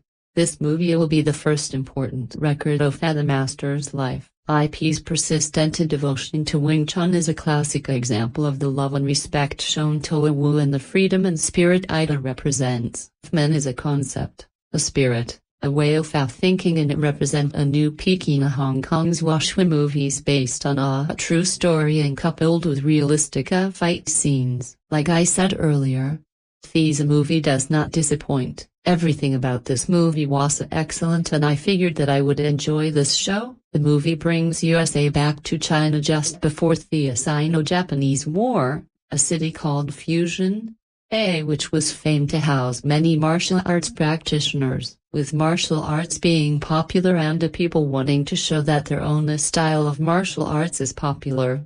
The scene portrays a city where martial arts dojos are the cash cows of the city's economical height. Man was not one of those who set up training schools and teaching disciples, but his reputation of a skilled martial artist precedes him, and his humility reminded me of how Jet Li portrayed Wong Fai Hong in the Once Upon a Time in China series.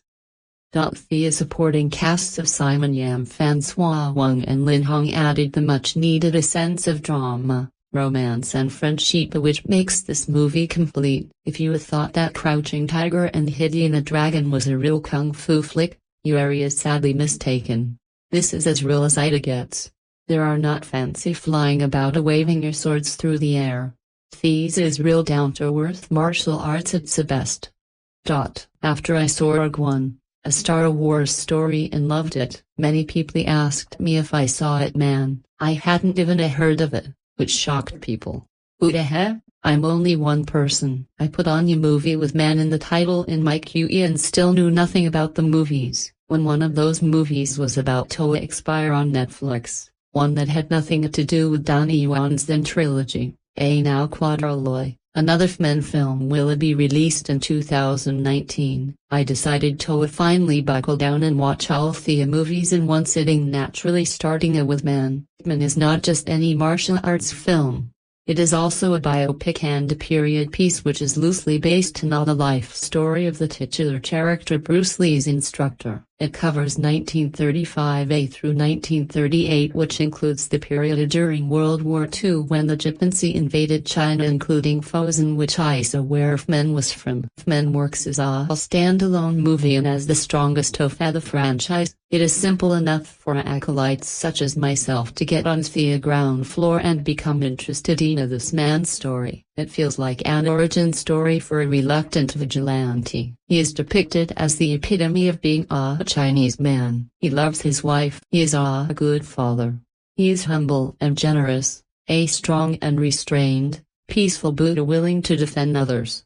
He is simultaneously relatable every man facing difficult circumstances during an invasion, but also the ideal because he acts in the noblest possible way regardless of the circumstances. Even his flaws are admirable. IP Man's story is perfectly paced with the increasingly difficult challenges that he must overcome. Characters that casually appear earlier are memorable enough so when they reappear later, I still remember them. When they do appear, they enhance the story because their knowledge or skill act as a benchmark for us to compare a new character's abilities or enhance our review of man when he makes better choices or is able to succeed when they do not. It appears that each man movie has two villains, a minor one that is not so bad and under different circumstances could be a decent person, and a major one that is so repugnant that he must be completely defeated to restore the dignity of those whom he defends. Unsurprisingly,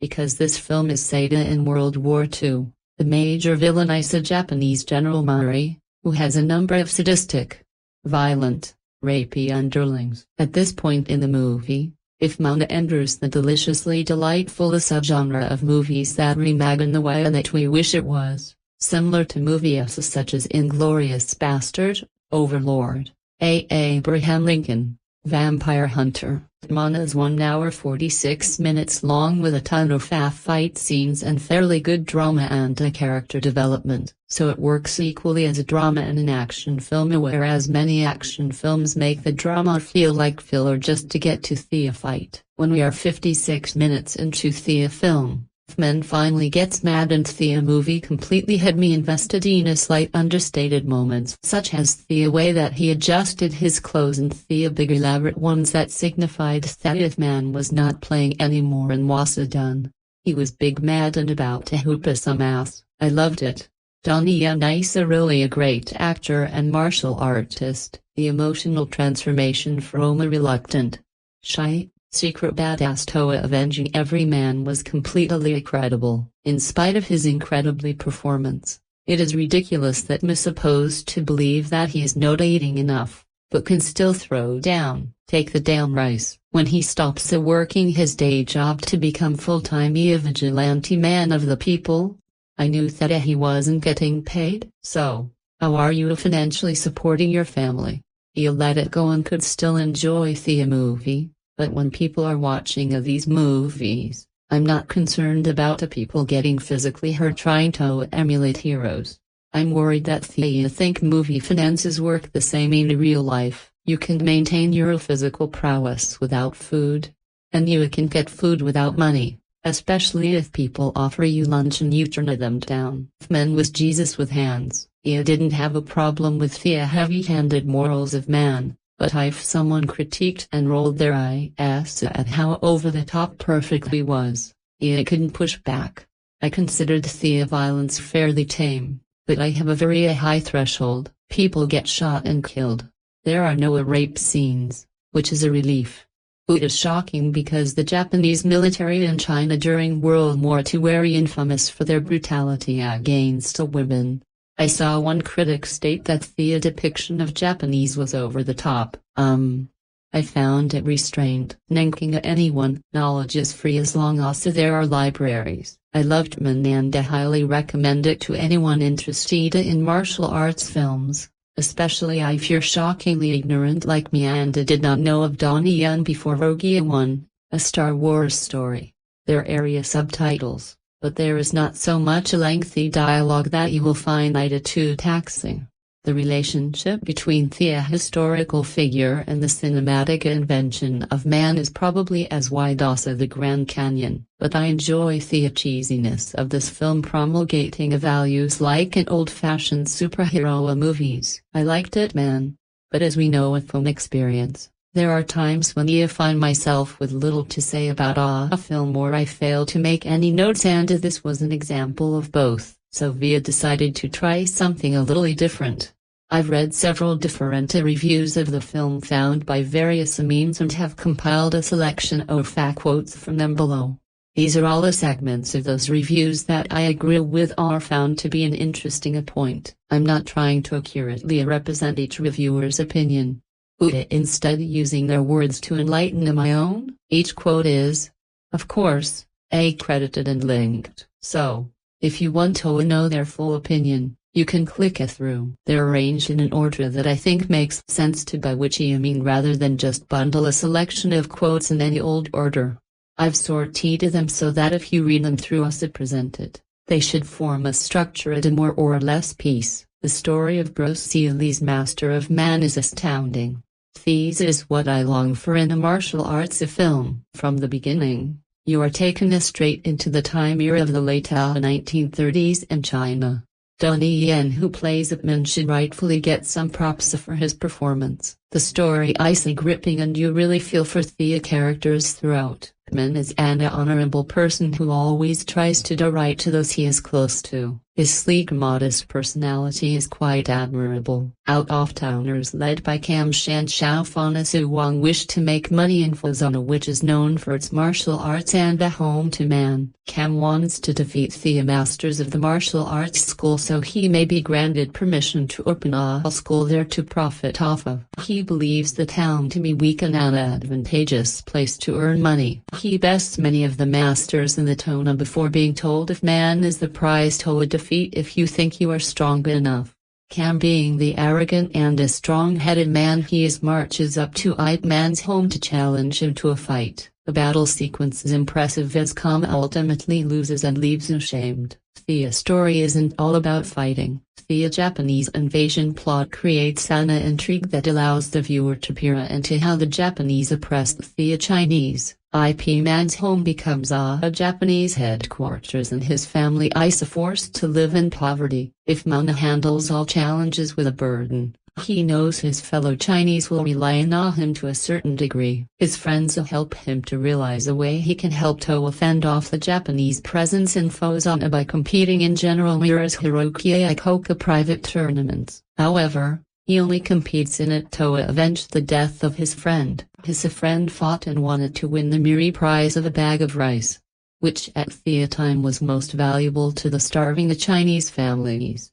He was shot very tragically as he was leaving to claim his rice from the tournament and died. If Man was there to witness the brutality of the Japanese and fought to only win back the rice that was owed to his friend, the moment in which he defeats 10 Japanese fighters is a wonderful display of his speed and technique. He claims the sole bag of rice and takes it to his fallen countryman's home for his family. It's a moving scene that captures the spirit of right, wrong, and goodwill. If Man realizes through the tribulations of his entire fellow countrymen in Fuzhou that his occupation no longer serves a purpose in the town. Everyone is simply trying to survive and feed their families, which if Man at times struggles to do. He is turned down for work many times and becomes depressed not knowing of a way to tend to his family. His friend offers him a job at his factory but he turns it down as he doesn't like to owe others a favor. It's the part of his character that you can't help but default but at the same time understand.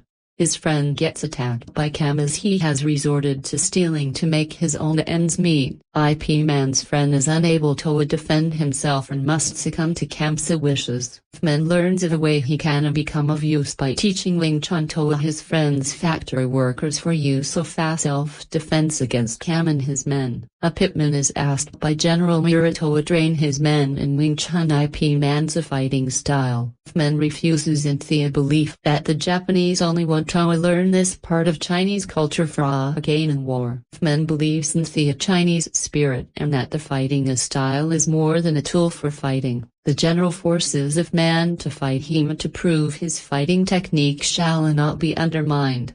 He is offended to think if man doesn't believe the Japanese deserve to be taught Wing Chun. The final fight with General Mia is staged in front of the town. If man wins a short fight in which he dominates, there's no long-drawn battle which would have been too cliché and frowned upon. The camera work, which I always look for in a martial arts movie, is top-notch.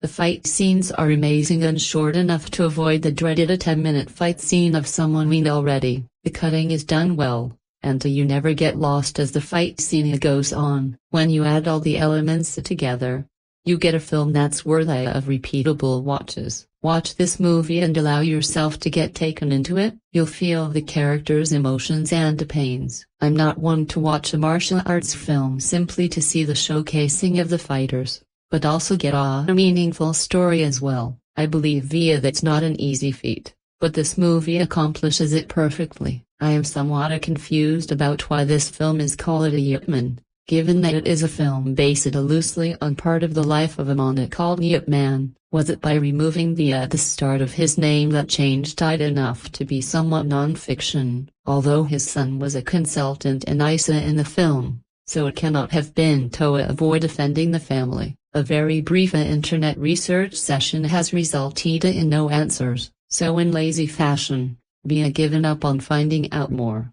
Mano was a grandmaster of the Chinese martial art of Wing Chun in the region of Fujian. The film takes place in the years leading up to the Sino-Japanese War and to the time when the Japanese controlled Fujian. Yip Man was the leading grandmaster of the area, but his independent wealth meant that he did not need to take students. After the invasion, his wealth has gone and he must work in a coal mine to provide for his family. The local Japanese general knows of the reputation of Fujian as a center of martial arts training and rewards those who fight either his soldiers or himself with rice. It is a violent and bloody time, but yet Mano will not sacrifice his morals. The film is a lot slower than I had anticipated, but the plot is very strong and the story totally compelling. When the fighting happens, it is often very graphic and violent, but not flashy like many modern films. To know that the story is based on truth gives it a load more weight.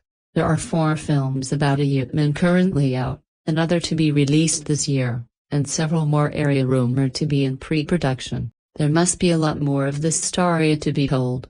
I can't wait. Yip Man is a stunning martial arts film laced with a beautiful action choreography and a storyline that drips with Chinese patriotism.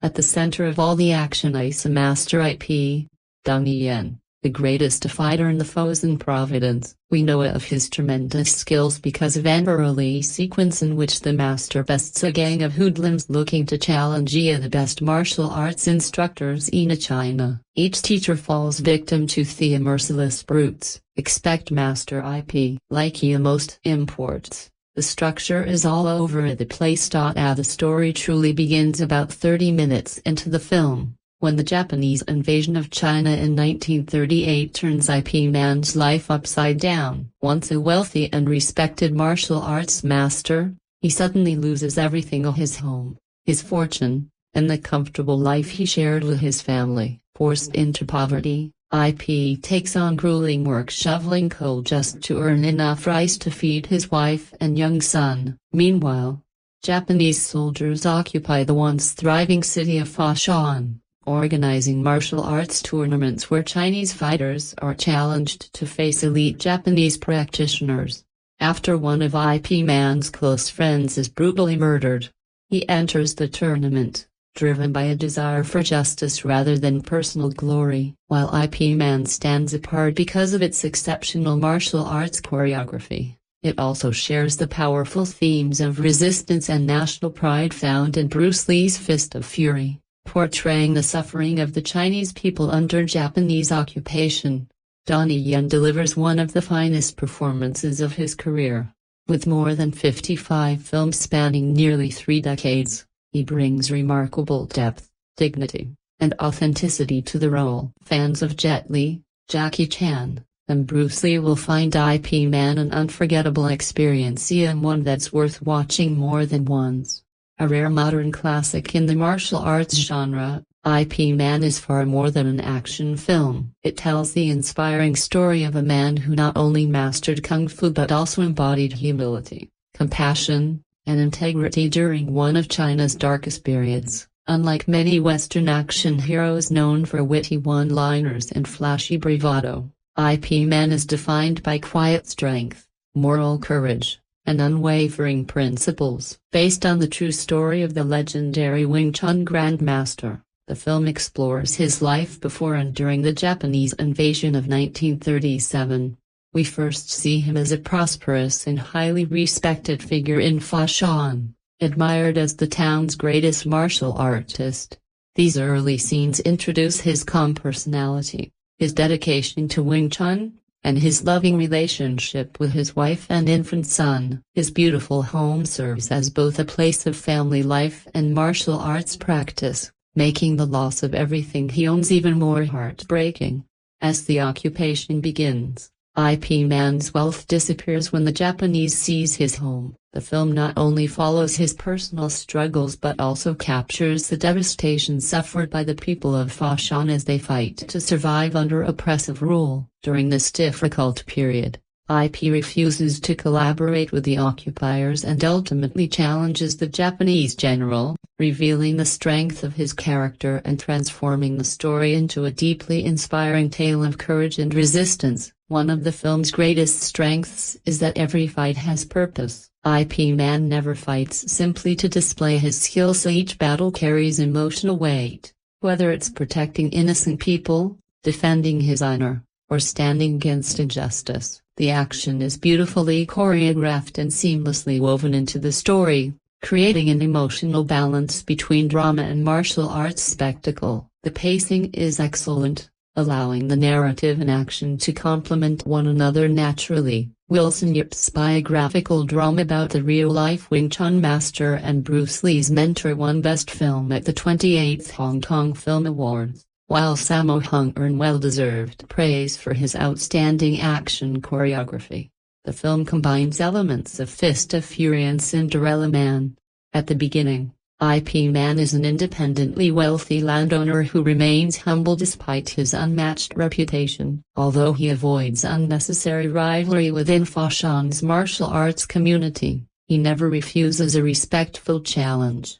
Before every duel, he treats his opponents with courtesy, even inviting them to dinner before fighting. After easily defeating a challenger, he graciously thanks him for showing restraint, a perfect reflection of his humble nature. Ip Man is also deeply committed to his community. When Master Jin arrives with a group of northern martial artists to prove the superiority of his fighting style, Ip defeats him in an unforgettable battle featuring nothing more than a feather duster. The sequence is both exciting and surprisingly humorous, showcasing Donnie Yen's excellent sense of timing. Even when confronted by a skeptical police officer who insists that China needs guns instead of martial arts, Ip calmly demonstrates the value of discipline and skill by effortlessly disarming him. Like Kung Fu Hustle, the film initially presents the 1930s as a peaceful and prosperous era before the Japanese invasion changes everything. The occupation destroys Foshan's economy,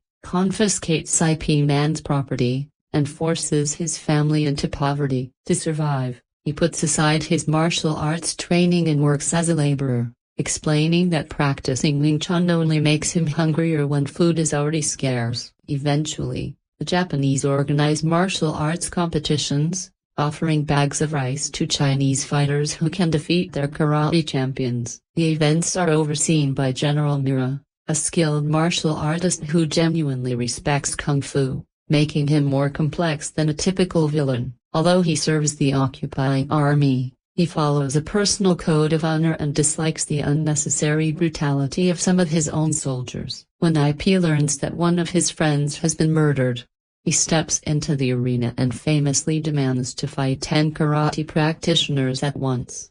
The resulting battle is one of the film's most iconic moments, featuring breathtaking speed, precision, and devastating technique.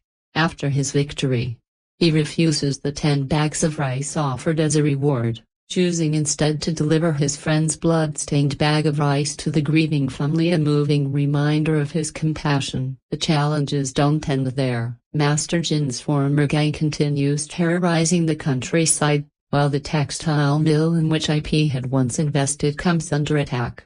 Despite trying to remain unnoticed after humiliating the Japanese fighters, IP returns to train the mill workers in Wing Chun, helping them defend themselves against the bandits. Eventually, Jin betrays IP Man by revealing his location to the Japanese. General Mira initially hopes IP will teach Wing Chun to the occupying soldiers, but when he refuses, innocent people are tortured to force him out of hiding. Determined to protect his friends, IP surrenders voluntarily and agrees to a final duel with Mira, setting the stage for the film's unforgettable climax. Rather than relying on excessive visual effects, IP Man embraces the classic style of traditional kung fu cinema. The action feels grounded, realistic, and emotionally meaningful, enhanced by lavish production design and Sammo Hung's award-winning choreography. Donnie Yen deserved every bit of recognition he received, delivering a performance that balances humor, restraint, and emotional depth. One particularly memorable scene comes after the famous 1 vs. 10 battle, when IP confesses to his wife that he feels he has never truly used his talents to help others. It's a rare moment of introspection in a martial arts film, and Yen portrays it with genuine sincerity. From its stunning set design to its spectacular fight sequences, IP Man is a remarkable achievement. It offers thrilling martial arts action with minimal wire work, powerful performances, and an inspiring story of courage, dignity, and resistance against oppression. Whether you're a lifelong kung fu fan or simply enjoy compelling historical dramas, IP Man is an outstanding film that deserves its reputation as one of the finest martial arts movies ever made. The English subtitled trailer uploaded to YouTube by Freedom Lover 7 features several authentic images of the real IP Man, including memorable photographs of him alongside his legendary student, Bruce Lee. Set in Foshan, China, during the 1930s, IP Man takes place at a time when the country is suffering under the Japanese invasion.